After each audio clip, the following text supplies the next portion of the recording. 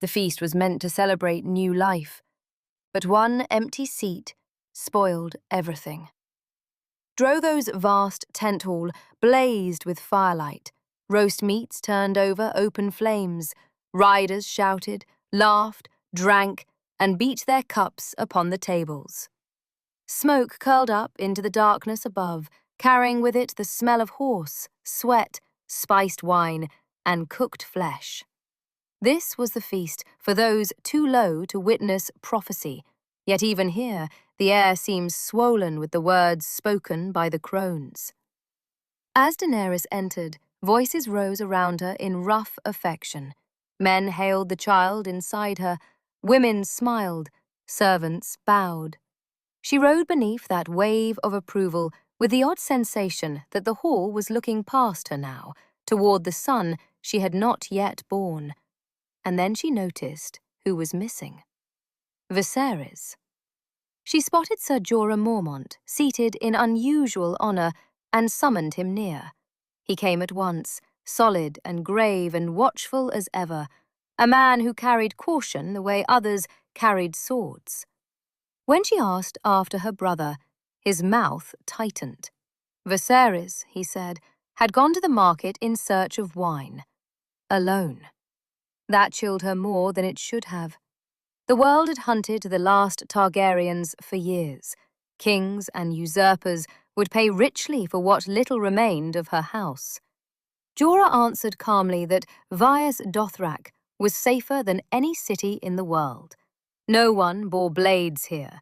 No man was permitted to spill blood.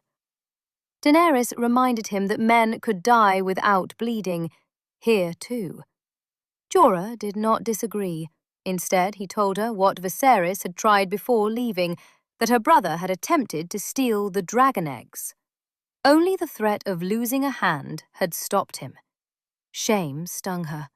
For all his cruelty, he was still her brother, still the last thin thread tying her to the family she had lost. Jorah answered with harsh truth. She belonged elsewhere now. Before she could wrestle with that, she asked him about the prophecy, about the stallion who mounts the world. He explained it simply. A conqueror to unite every Khalasar and ride over nations like grass. Then Jorah touched her arm. Viserys had returned. He was drunk, and he had brought a sword. This moment is often cited as the point of no return for Viserys. But if we look at the subtext of the writing, the tragedy isn't just Viserys's madness, it's Jorah's calculation. Think about Jorah's warning. No man is permitted to spill blood. He tells Daenerys this right before Viserys arrives with a blade. Jorah is a seasoned knight.